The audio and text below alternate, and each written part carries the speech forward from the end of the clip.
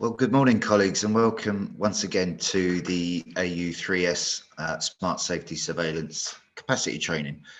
Today we're discussing decision-making in communications. This follows on from last week's first session on safety communications, which was led by Catherine Ord, who is joining us again today, along with Louise Rushton, who is the Managing Editor of the MHRA's Drug Safety Update, our Safety Communications Bulletin. Let's move to the next slide, please.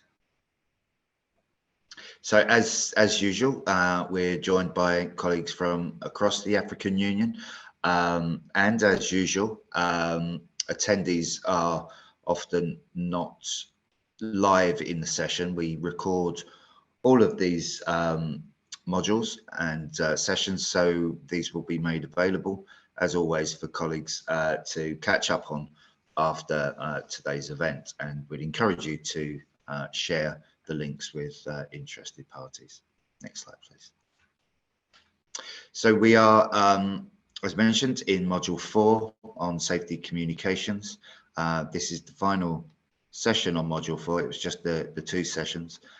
Today we're talking about decision making in risk communications, and then we'll conclude the capacity strengthening series next month when we discuss pharmacovigilance expert advisory committees and the role of the safety committees.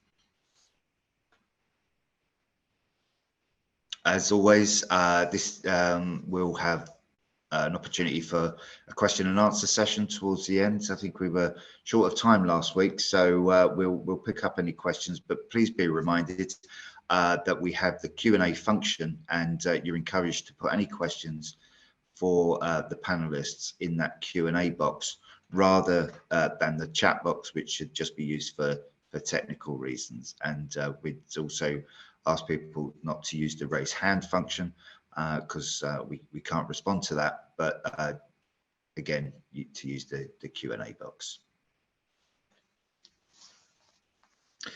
So without further ado, we'll hand over. Is it Catherine or Louise is going to start us off? Hi, Mick, it's me. Hi, Louise.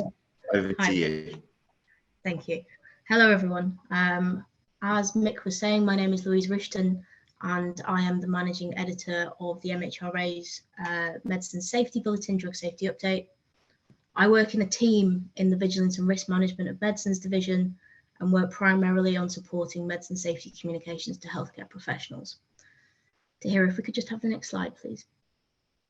So just to outline the session today, I'm going to start with a reminder of the key channels in the UK for safety messaging and how they differ.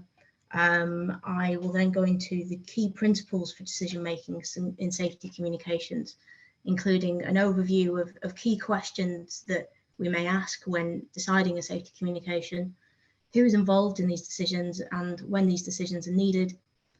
I will then go through how we facilitate these principles as part of our processes for producing our Bulletin Drug Safety Update, and hopefully this will provide an example of how to put these key principles into action.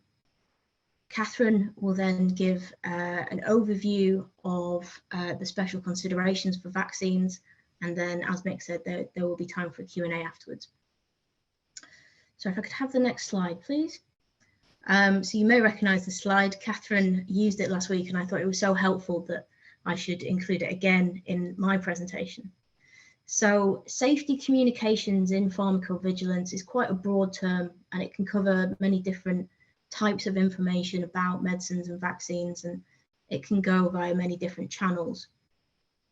Usually for the areas in which I work, the first trigger for a safety communication to be considered is a change to the regulatory product information following new information about benefits or risks, or an assessment meaning key changes in advice to help support those benefits and risks in patients.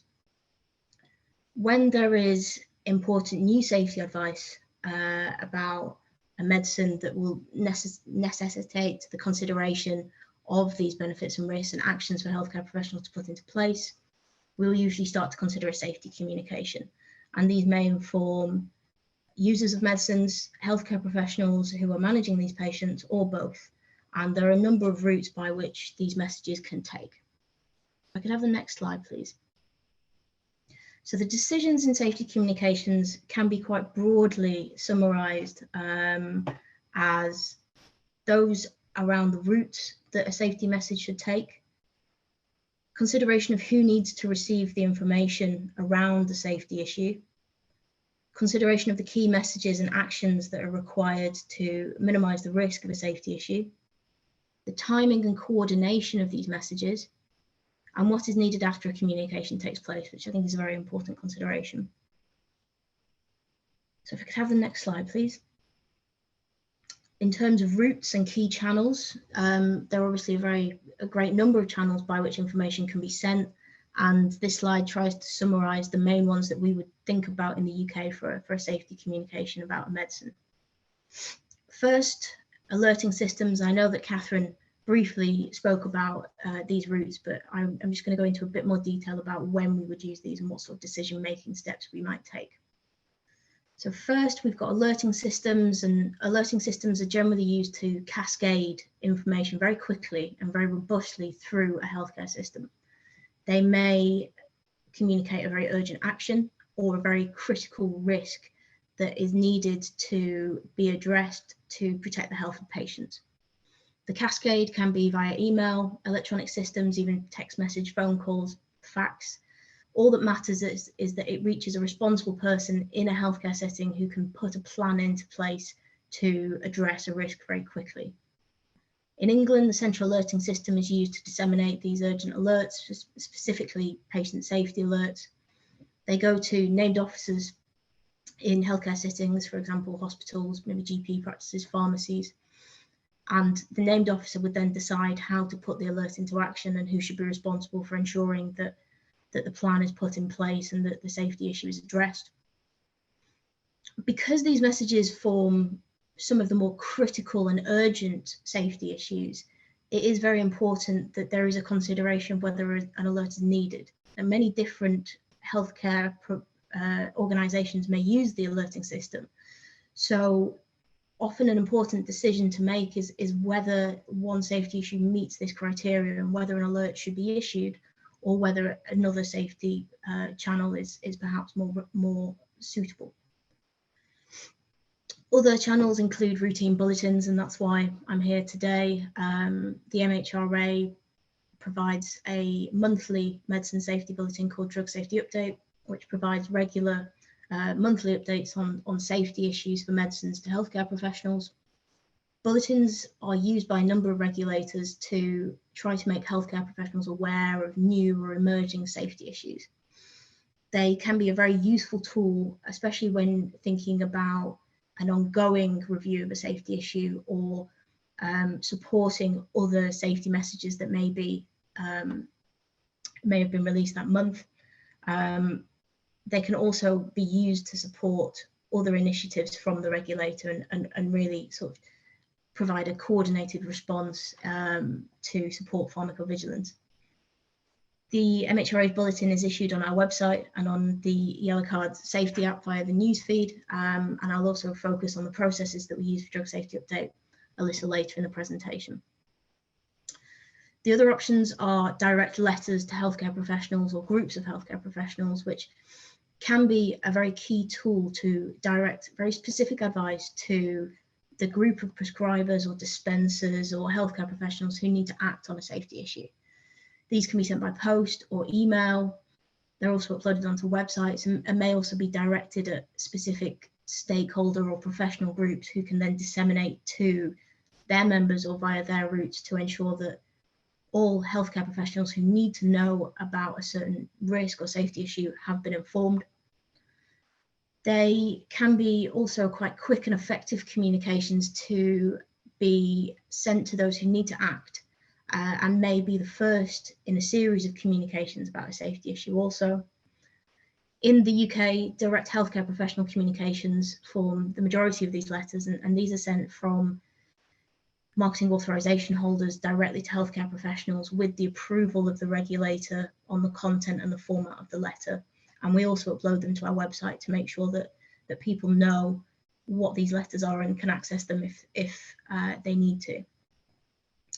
The other channels, which I'm aware that Catherine described in quite a lot of detail in her talk last week, so I won't be going into in quite as much detail, include the public-facing channels. So guidance on the website of a regulator, using the media and social media to support awareness about a safety issue, using stakeholders and patient groups to really support a patient safety issue, and the use of other methods for, especially for high profile issues. There may be a consideration of, you know, a greater press coverage and the need to maybe have some sort of direct liaison with the press and help them really understand the issue and how to present it in a balanced fashion. So I think it's important to note that many issues require a combination of these channels. It would be unusual for an alert to be issued without an article in the bulletin. There may also need to be a press release to accompany a message if it concerns, you know, patient actions or patient safety. And there also may need to be a letter that's sent to the key group of prescribers. So they're really used in combination. And when making decisions about safety communications, they should be looked at to complement each other. So this not only ensures that everyone has access to the safety information via different routes that they may be linked into, but can also help to reiterate the message and really ensure that people can see it several times and embed it into their practice and really understand that this is an important safety message and why. The different channels can also provide different levels of detail, especially if there is a need for very precise and technical information to a healthcare professional, but perhaps more of a need for accessible and tailored information for patients. And using the different channels and coordinating these messages is something that will be a key decision. There may also be the use of several different communications at different stages of an ongoing assessment. As the issue evolves, using letters and bulletins in particular can really support an evolving understanding of risk and inform healthcare professionals of what the risk is understood to be now and really update them as the issue evolves. And obviously guidance on the website and news releases, again, would be a key way to do this and get that information out quickly. So if I can have the next slide, please. So within pharmacovigilance and specifically messages to healthcare professionals, there is another way to divide messages, and these are via system messages or more focused messages. System messages tend to be those that are in need of action by a senior personnel within an organization that's providing healthcare. So this may include senior leaders in hospitals or GP practices or other settings that are supplying care. They tend to need a systematic response to reduce a major safety issue.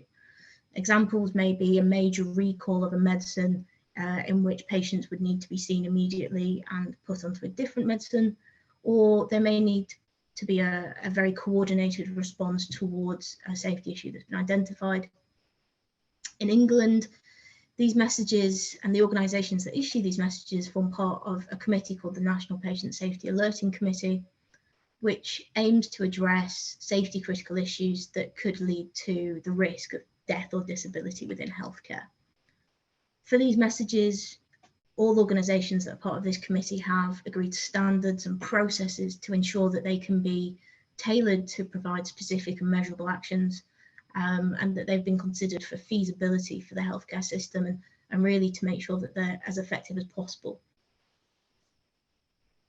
Due to the nature of these alerts, there is a need to be very, very in contact with stakeholders, expert advisors, and other decision makers within the healthcare system. And this forms part of the process for drawing up these alerts and really deciding what they should say. More focused messages tend to be the messages that may not be relevant to every healthcare professional in every setting. And where possible, to reduce the amount of alerts that healthcare professionals receive, it's a good aim to be as targeted as possible.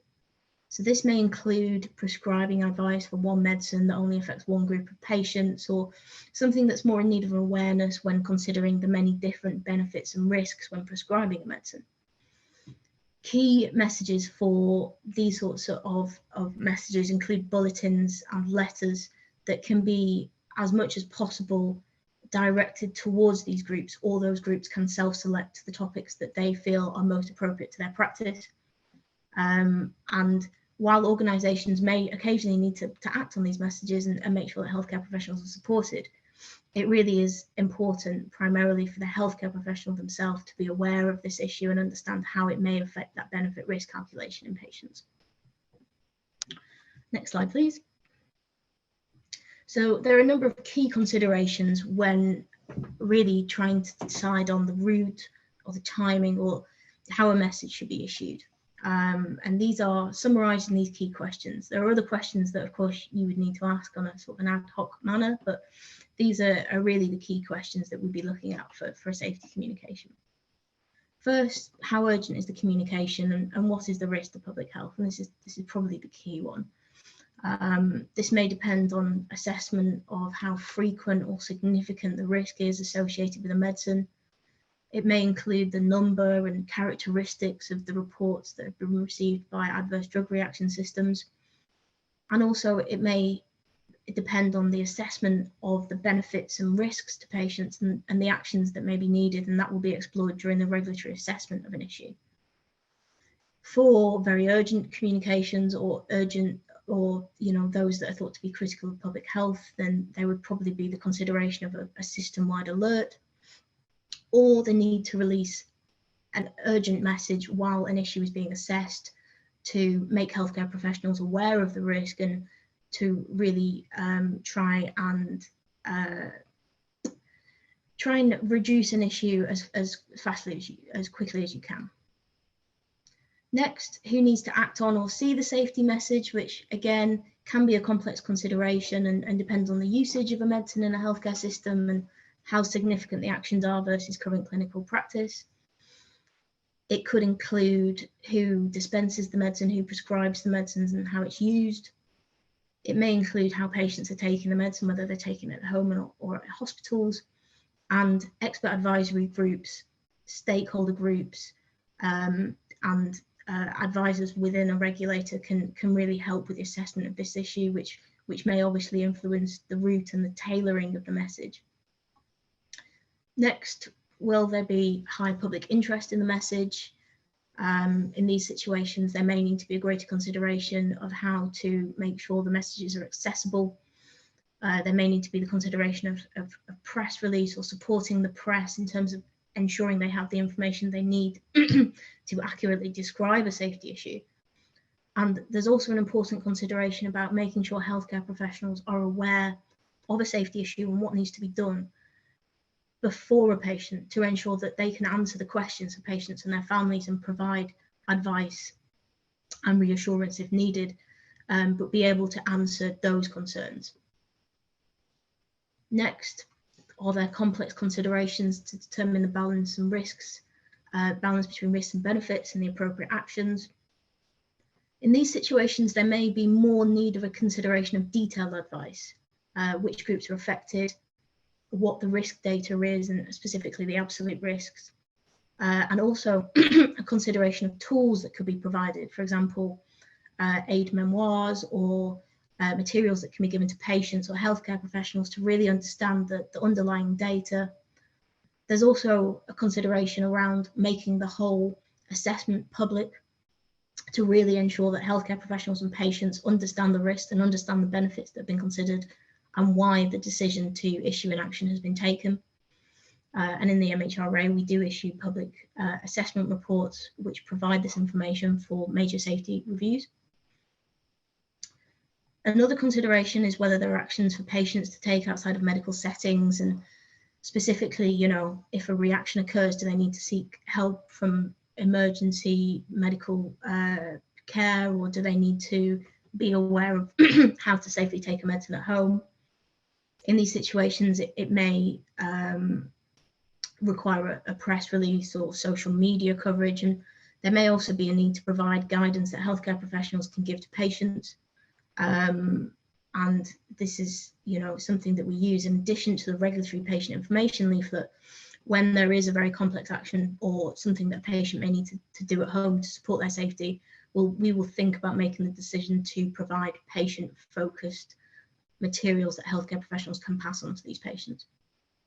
Next, lessons from previous issues of a similar nature can be very important when making decisions about a safety issue, and really learning from communications in the past. You know, was there a need for crisis management? Did we have information about how the audience responded, or the impact of a message that should be considered when thinking about routes and timings and key audience? So if we could have the next slide, please.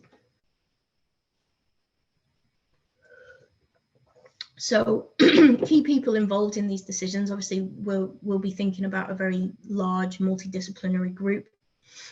They will include the scientific assessment teams within a regulator, and specifically, you know, the experts in that specific medicine, their management teams, and the senior managers within the MHRA, who will provide sign-off and review of these safety messages.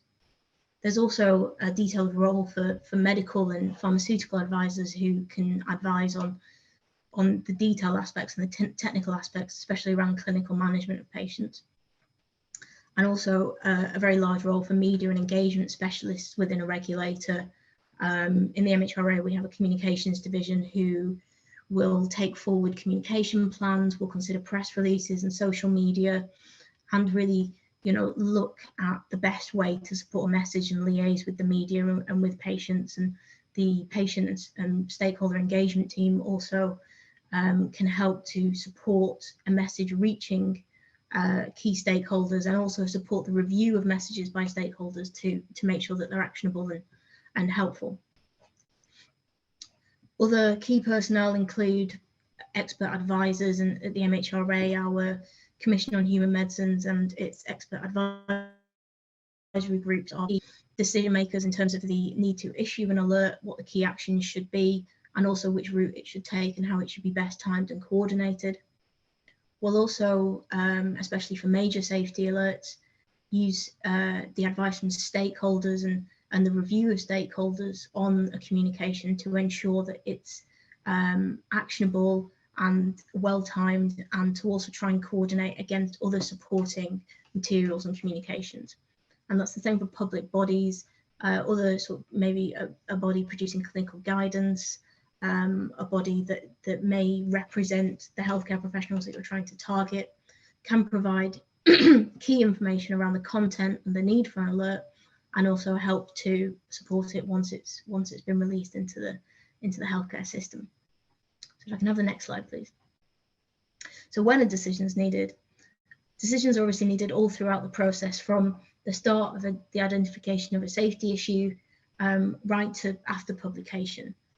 There will usually be an initial strategy for communication around the safety issue, and especially for high profile issues, this will include detailed considerations around public health aims and how we'll measure the impact of a safety communication.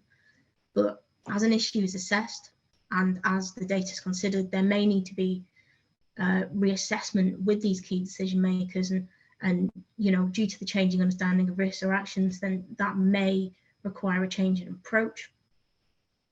For my area of work, we found that early consideration, not just around the need to issue a communication, but also the key messages and the targets for that communication, can be very helpful at ensuring that the eventual safety communication is as helpful as possible and can be issued quickly after a safety issue has been assessed. But there's also the need for final assurance of advice, especially from key experts in our regulatory expert advisory groups or key advisors, to ensure that it can achieve its safety objectives and that they agree that it's actionable and helpful, and really focuses on reducing a safety concern. So if we can have the next slide, please. So the timing of safety messages, the underlying principle is that safety communication should deliver information to the right audiences at the right time for them to take appropriate action. Coordination is often needed with other communications or communications from other groups and organisations, and this can be considered. After communication, there's also the need to consider how the message has been received by the target audience, Does it need to be reiterated? And also, is there a need for clarifications or corrections? And the impact of a safety message should be closely monitored, both in terms of reach and in terms of the impact on the actual prescribing or use of a medicine. And this should be considered by usually the same people who informed on the initial decisions for a safety communication. So if I can have the next slide, please. So next, I'm just going to briefly run through our decision-making processes as part of Drug Safety Update. And obviously, Drug Safety Update is only one example of a communication, but by running through the processes and what we do to facilitate decision-making, I'm hoping it'd be quite an illustrative example of how templates and processes can really help to bring out these decisions. So as I mentioned, Drug Safety Update is a monthly bulletin. We generally consider 2 or 4 topics a month, and we send alerts to healthcare professionals and subscribers, and also professional organisations and information providers. We aim at healthcare professionals, but because we publish online, we try and make sure that the information we provide is accessible and can be understood by the public if they are interested in a safety communication. So I can have the next slide, please. Drug Safety Update focuses on safety issues that require action from healthcare professionals. To try and ensure that level of tailoring and that level of focus on specific issues, we use very short article titles. We'll always include the medicine first to make sure that healthcare professionals know what is relevant to them. And we'll also use a very specific style to make sure that while we summarise the safety issue very quickly, we also provide further detailed information via reports or links to help healthcare professionals understand the underlying risks and focus of a safety communication. And because it's a bulletin that's hosted on our website, we can also use it to promote other initiatives from the MHRA, so the reporting of yellow cards and how adverse drug reactions should be reported, and other alerts and initiatives from the MHRA. And that's something that we've been doing increasingly, looking to support maybe recent guidance in terms of drug recalls, or maybe information to healthcare professionals about vaccines that have been issued that month. We will include links to those to make sure a coordinated communication to healthcare professionals is issued every month from the MHRA. I can have the next slide, please. So it generally takes us about 6 weeks from scheduling to publication of Drug Safety Update, and obviously we can do that much more urgently if we need to. But at each stage we have decision-making steps, and we have procedures that facilitate these decision-making steps that I'm just briefly going to go through for you. So I can have the next slide, please. So key for decisions is planning and scheduling and consideration of which topics to include.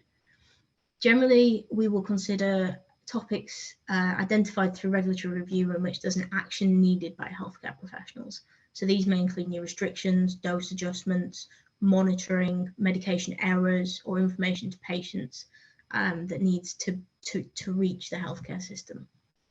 Next slide, please. In order to make these decisions, we have a monthly meeting of key advisors, and that includes input from assessment teams, medical and pharmaceutical advisors, media specialists, patient, public, stakeholder specialists, others when required. And again, from the key principles, hopefully you can see that these are really the key personnel within a regulator that may make these decisions. Next slide, please. And to really facilitate these planning decisions, we have many different procedures and templates. This is one key template that we use for every safety issue to make sure that we're considering each decision that needs to be made. We'll use this template to propose an issue for a drug safety update. It will include the key messages, the regulatory steps that have been taken, which committees have seen the topic or need to see the topic and need to advise, which patient or professional groups may need to advise, and also the summary about timing, press releases or social media, and really a holistic look at the whole communication plan. Next slide, please. This will allow us to make decisions for each key element, including when a drug safety update should be published, key messages, which healthcare professionals do we need to reach, which experts do we still need to consult or need to assure us on the message, the routes that could be used, and other materials that need to be made available, for example, a public assessment report or patient-focused advice leaflets. Next slide, please. So our templates and procedures, while a bit boring, have been established to really facilitate decision-making steps for drug safety update. They allow long-term documentation about the decisions that have been made, so we can look back on them, 3 or 4 years ago and really understand why that decision was made and who was consulted on that decision. There's also a need to record when a safety message is not communicated on, or when another route is used apart from a drug safety update, for example, a more focused communication to a group of healthcare professionals. And again, there is also a need for a procedure in case a decision cannot be reached within the usual meeting. And this may include taking a topic for specific advice from an expert committee about whether or not to publish a drug safety update, or taking it to a senior management meeting. And these are all very important to help facilitate those planning decisions. Next slide, please. So once the articles are scheduled, we'll obviously make decisions on the content of the articles, and these will mainly revolve around the key messages and actions that a healthcare professional needs to take. Focus is very important, and usually we'll try and provide the most important points first. We know that healthcare professionals are very time poor, and by providing very accessible and short bullet points first, we can really support them in understanding what they need to do to reduce a safety issue. We'll also try and tailor to the target audience that we've identified early on in the communication decisions, and provide further information they may need to support their recommendations. And the content of articles is primarily led by the medical and subject experts who are involved in these decisions, but also we will send it for expert review by regulatory advisors or stakeholders if required, and ask for their views on the content decisions that have been made. Next slide, please. So I'm just going to very briefly go through an example which hopefully illustrates the channels and the decision-making steps that we will use when communicating a safety message. And this is on a recent safety message around anti-epileptic medicines and safety data in pregnancy. So this was a major safety review that was conducted by the MHRA that was triggered by the known risks of the anti-epileptic medicine valproate in pregnancy. The review was done by the scientific colleagues at the MHRA, who systematically reviewed the available data for key anti-epileptic drugs and the risks for the baby in terms of major congenital malformations and neurodevelopmental disorders and other effects. So the review was expert-led, and it was extensively advised on by the Commission on Human Medicines, expert advisory groups, and also national experts, stakeholders and patient groups within the epilepsy and anti-epileptic medicines in pregnancy area.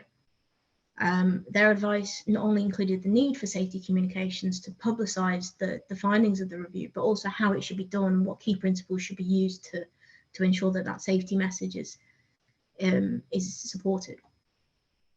So first, and this is this slide, there was the need to fully inform the public of the new recommendations and the advice that they should be done in a very clear and responsible fashion, while making sure that the media had access to detailed answers on what the review conclusions meant.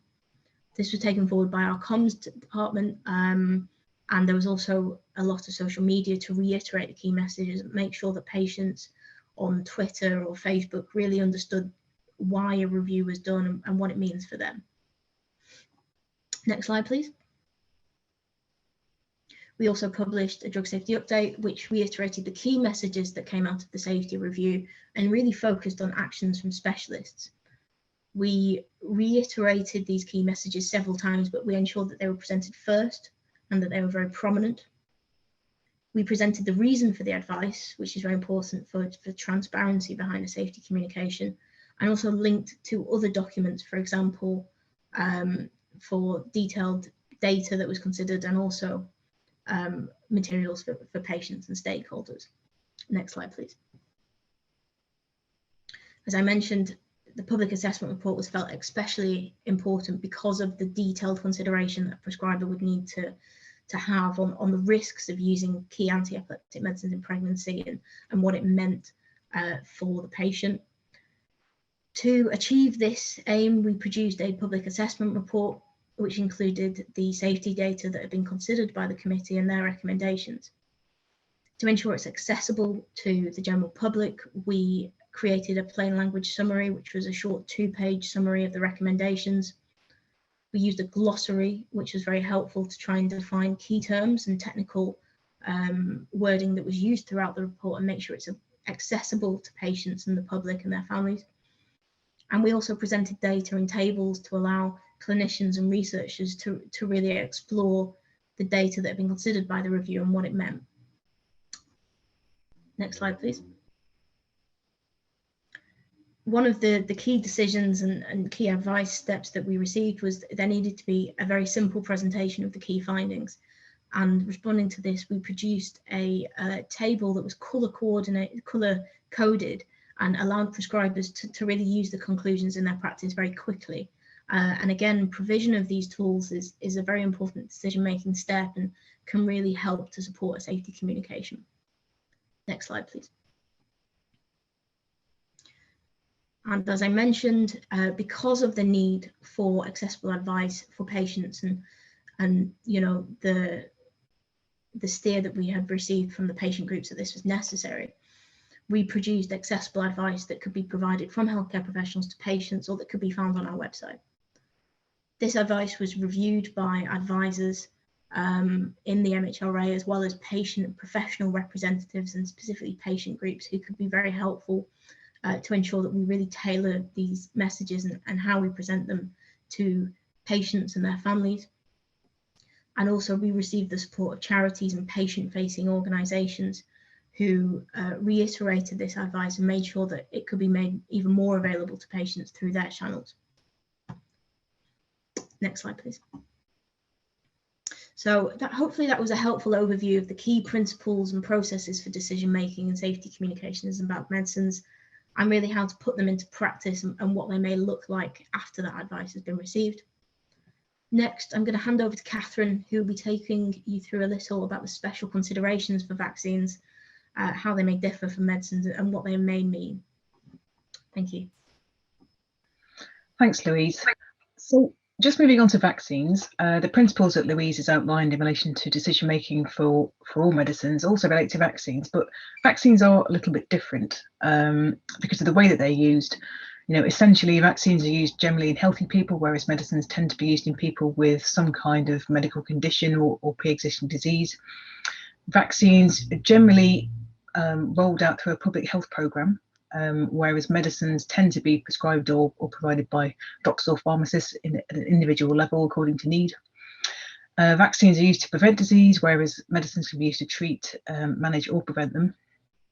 Vaccines tend to be used largely in childhood, but may also be used widely in the population because of disease outbreaks, may be used seasonally for things like flu, or may be used by individuals who intend to travel, whereas medicines tend to be used at the time of illness. There are around 8 to 15 vaccines given in childhood, whereas an individual might take, you know, many different medicines throughout their lifetime. There are literally thousands of different medicines in the pharmacopoeia. In terms of adverse events, that's where the real difference lies between vaccines and medicines. So with vaccines, because they're used in a mostly healthy population and are used to prevent disease, there is very low acceptance of risk. And if there's any perception of risk, that can then lead to vaccine hesitancy, which can cause real damage to a vaccination programme and the whole population. Last time I talked about the example of MMR and concerns about a risk of autism associated with that. And I don't think the MMR vaccination campaign has ever really recovered from that. And vaccination levels in the population are never quite as high as healthcare planners would like because of that existing concern about that risk. With medicines, there tends to be more acceptance about risk because essentially people can more obviously see a benefit because it might be used to treat or manage a medical condition. So because of that, this is really important to think carefully about risk, plan about communicating on risk, and make sure that where information about risk becomes available, that's communicated to people at an early stage wherever possible. I've included there just something from the World Health Organization Global Vaccine Safety Initiative on their Blueprint Objective 3, which relates to communications of vaccines. And this is that vaccine safety communication should be developed at a country level, should promote awareness of vaccine risks and benefits, and should help people to understand perception of risk and help prepare for managing adverse events and concerns about vaccine safety promptly. Next slide, please. So I guess apart from the differences between medicines and vaccines, it's also important to recognise that not all vaccines are the same. You know, adverse events that get reported to vaccines can relate to any number of things in the vaccine. So, you know, they could relate to whether it's a virus or bacteria which is live or has been killed, or whether the vaccine doesn't actually include any virus at all, but just includes bits of the viral, fragments of the virus. Viral strains can also be a reason for adverse events. It's every year there is usually a plan to predict which is likely to be the most widely circulating flu strains, and those form the basis of the annual influenza vaccine. There may be different types of delivery systems, such as viral vectors. The vaccines that were developed for the recent Ebola outbreaks use these, and obviously more recently the COVID-19 vaccines have used viral vector technology, which is a fairly new type of technology really for vaccines. There may also be different dilutions or different doses of the vaccine given. Inclusion of adjuvants which create a stronger immune response in people receiving the vaccine. There are quite a number of different adjuvants available. Other excipients like preservatives to help prevent contamination, and stabilizers to make sure the vaccine stays potent while it's being transported and stored. And also injection technique itself may vary quite widely across healthcare professionals. So all these can be reasons for adverse events being reported. In general, for vaccines, adverse events following immunisation tend to be monitored very closely, as well as adverse events of special interest. These are slightly different in that events following immunisation can really encompass anything. Very commonly, people who receive vaccines may report having a sore arm or flu-like symptoms. Slightly less commonly, fainting is quite common with vaccines because people don't like the sight of needles, but you almost expect these things to be reported for all vaccines. Whereas adverse events of special interest tend to be much rarer, can be debilitating, and have been associated with vaccines in the past. So generally, the risk management plan will include a number of adverse events of special interest which might be associated with vaccines.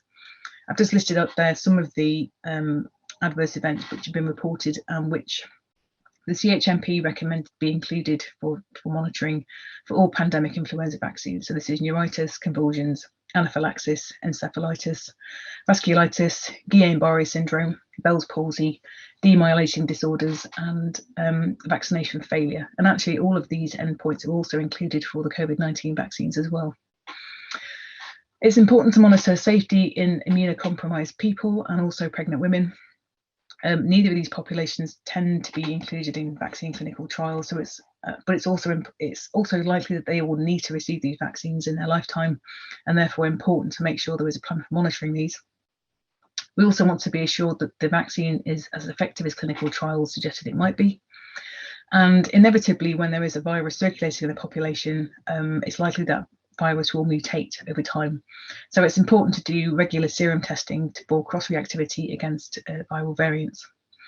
So as I say, all these elements can be incorporated in the risk management plan. And communications may play an important role in risk minimisation in terms of communicating information to people about risk and about symptoms of adverse events to be aware of. Next slide, please.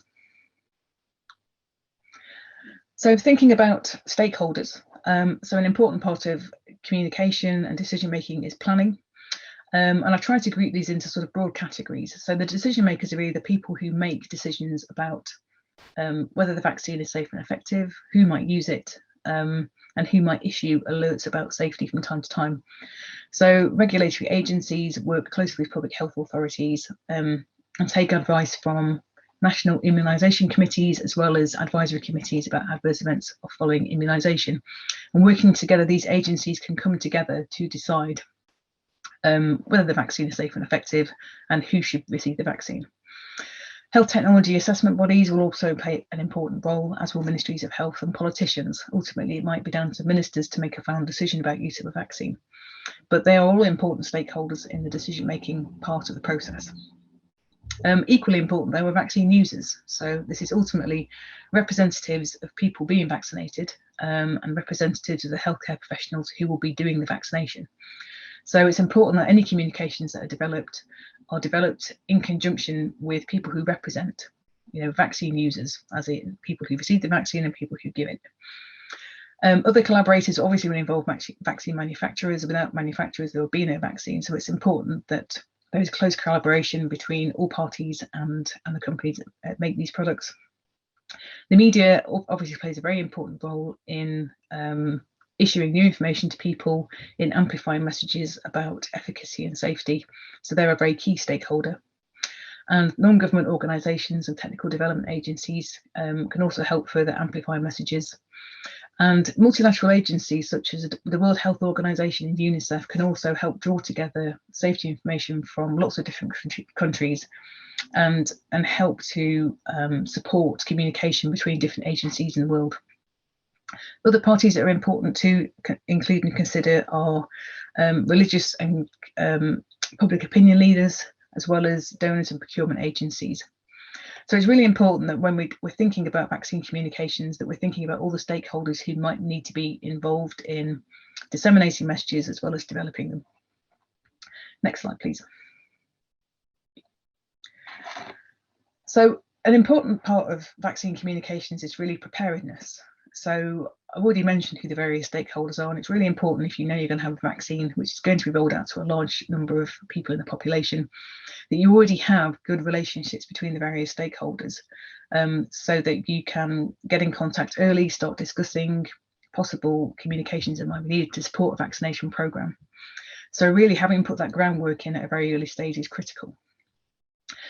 You've heard in other sessions about the importance of spontaneous reporting systems in terms of reporting adverse events to medicines and vaccines. So what's also really important to do in advance of any vaccination programme is raising the awareness or the profile of any national spontaneous reporting systems. Ultimately, if monitoring the safety of vaccines relies upon hearing about side effects, then people need to know about the systems which are available where they can report these. So it's very important to try to gauge, awareness of national reporting systems and do what you can to boost those in advance of vaccines being rolled out. It's also important that healthcare professionals are aware of any adverse events of special interest that might be monitored for a particular vaccine, so that they can essentially keep an eye out for these. Sometimes these can be quite complex, and it might be difficult to actually recognise that a number of symptoms reported by a particular patient may actually relate to one of these adverse events of special interest. So developing communications around that can be helpful. There also needs to be encouragement to report for both healthcare professionals and patients. Reporting from healthcare professionals is quite common, perhaps less so for patients who don't realise they can report side effects on behalf of themselves. In the UK, one of the things that we've done for the COVID-19 vaccination programme is to contact some patients when they are invited to come for a vaccine and ask them to register for the yellow card vaccine monitor. When we do this, we will ask them questions about their medical history and medications they might be taking at different times. So before their vaccination, on the day of vaccination, and then afterwards, just so that we can get a good picture of what's happening in a subsection of the population. It's also important to think about targeting specific stakeholders depending on the vaccine. So, for example, a vaccine that might be rolled out to children, you may want to think about developing communications for parents.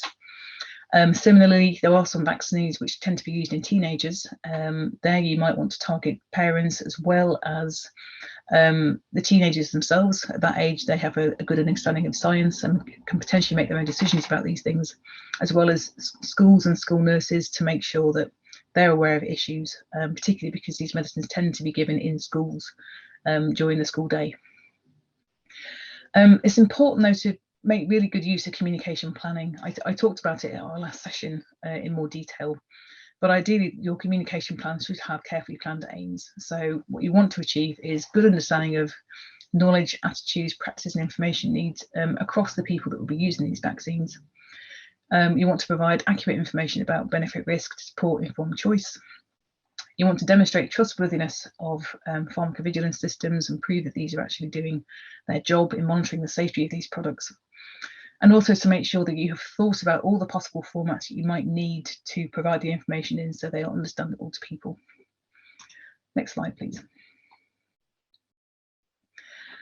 So thinking about communications following launch, Louise has talked in some detail about timing, and timing is really critical. I talked in my last session about the importance of countering misinformation with facts. And while you wouldn't want to falsely reassure people about something to do with the vaccine, equally, you can't really wait for a very long time until an issue has been fully explored and investigated before communicating. So a good plan is generally to think about providing whatever information you can as soon as you can, and build this into your vaccination communication planning. Transparency is really important then. So regulatory authorities should make information such as assessment reports, meeting minutes of experts that might be discussing use of the vaccine available to the public, basically as soon as it's possible to do that. I've included some examples on the screen about some of the communications that the MHRA has issued in relation to the COVID-19 vaccines. So we have published public assessment reports, which summarise the information which was provided by the companies to support approval of these products. We have been publishing weekly our yellow card reports, basically a summary of all of the adverse events that have been reported to the vaccines week by week. That's something that we have done for previous vaccination campaigns as well, just to make sure there's real transparency about exactly what is being reported to us. Supporting that, there's also a need to provide new information that might influence the vaccination programme. So I've just included there a snapshot of some new advice from JCVI, which is the Joint Committee on Vaccination and Immunisation in the UK, who issued some new advice on use of the COVID-19 vaccines in pregnant women. So when these vaccines were first approved, it was recognised that essentially pregnant women hadn't really been given these vaccines in trials. But their advice then was that anyone who wanted to have the vaccine, perhaps because they were a healthcare worker who might come into close contact with people with COVID-19, would want to have a discussion about that with their own healthcare provider. Because they, even in the absence of any evidence, they might want to go ahead and have that vaccination done anyway. Since then, more data has become available about use of these vaccines, particularly from America, where around 90,000 pregnant women have been vaccinated, mostly with mRNA-based vaccines, including the Pfizer vaccine and the Moderna vaccine. There haven't been any safety concerns noted to date, and on the basis of that, JCVI felt confident in going out last week with a stronger recommendation for essentially no particular safety concern has been noted when these vaccines are used in pregnant women, and it should be fine for people to go ahead and be vaccinated if they're pregnant. Communications should also include continuous encouragement to report adverse events following immunisation for both healthcare professionals and patients. You know, it's something we want to constantly remind people of. The information which is given to people at the point of vaccination usually includes a call for reporting by the yellow card scheme, so that they know if they have any adverse events, they know how to report them and where to do that. It's important to also make sure that any messages on safety, which are likely to evolve as use of vaccines becomes more widespread, are carefully developed in collaboration with stakeholders. Have the next slide, please. So I've included an example there of a press conference that was put out on the 7th of April in the UK. Essentially, I've probably heard about the risk of rare blood clots with the AstraZeneca COVID-19 vaccine and concern about that in Europe. Essentially, following a review of the data, JCVI came to the conclusion that in people aged under 30 years, actually, it was probably better to choose a different vaccine. And in supporting that, there was some information which was shared during a press conference. And this provided balanced information about essentially the benefits of the vaccine in terms of reducing admissions to ICU due to COVID, balanced against the risk of potential harms. And for people in that younger category of 20 to 29, the risk of harms actually slightly outbalances the risk of benefit, the benefits of the vaccine. So in that situation, probably better to choose a different vaccine in those younger patients for those reasons. That press release was timed to come out as soon as that review had been completed, just to provide reassurance to people and guidance on how that should continue going forward. Next slide, please. Turning to a slightly older example, I also thought it useful to highlight an issue with narcolepsy that was recognised with use of Pandemrix influenza vaccine in 2009 in Europe. This product was developed specifically for use in the H1N9 influenza pandemic, and it contained an adjuvant called AS03. This adjuvant was used in a couple of different vaccines developed by GSK around the same time, Pandemrix and Arepamrix as well. In the end, about 31 million doses of Pandemrix and 59 million doses of Arepinix were actually given to people across the world, including around 9.5 million doses to children and 300,000 doses to pregnant women. In 2009, spontaneous reporting systems started to recognise some cases of narcolepsy, particularly in children and adolescents, and for some reason, particularly in higher rates in Sweden, Finland, and Iceland. And in August 2010, a review of this was started in Europe. And over the course of time, 3 epidemiological studies were carried out in Sweden and Finland. And this did seem to suggest there was actually a higher risk of narcolepsy amongst vaccinated children, but no higher risk in the rest of the population. And because of this, in July 2011, the European review concluded that essentially Pandemrix shouldn't be used in people under the age of 20 if they needed a seasonal flu vaccine. And there were some later studies which came out which confirmed these earlier findings. There were several other signals which were investigated for Pandemrix, including things like Guillain-Barré syndrome, multiple sclerosis, some other demyelinating conditions, anaphylaxis, and also the safety of pregnancy, safety of use in pregnancy, as well as use in immunocompromised patients was looked at carefully as well. And narcolepsy was the only one where any signal was confirmed. Next slide, please. In terms of communications, the EMA was as transparent as it could be about the review and its findings. So I've just included a few screenshots there from what the EMA did on this. They put out a press release in August 2010 when they first initiated this review of narcolepsy. They provided updated information at various points whenever they had reached a certain stage in the review process or when new data came to light. And ultimately, when they completed the review in July 2011, they put out a final statement which recommended this restriction of use in patients below the age of 20 years. So this was a case of, recognising there was a concern about a particular risk in the population and trying to provide as much information as possible as soon as it was available to help counter that. Next slide, please. So just to summarise the session for today, you've heard from Louise about there being numerous routes for communication and that decision-making in safety communications is required on a number of different aspects of this, including the best routes of communication and the best ways to disseminate messages, who needs to receive the information, who the best people might be to disseminate that information, as well as timing, and that's really critical. Louise also talked about usefulness of bulletins and various aspects of decision-making in relation to issuing these bulletins. And I provided a bit of information about special considerations for vaccines, including the real importance of engaging multiple stakeholders in planning, as well as actually taking forward communications, and the important need for communications planning, the need for transparency about information review and any uncertainties about the data, as well as making sure you provide timely information as soon as you can, and any updated advice in relation to new or emerging data. And I think that's all we have. So if anyone has any questions, I'd be happy to help. I have put some links up. I think you're going to receive the slides after the session. These are all live links to various bits of guidance on communications in vaccines, which are all very helpful and very comprehensive. So that's all from me. Thank you.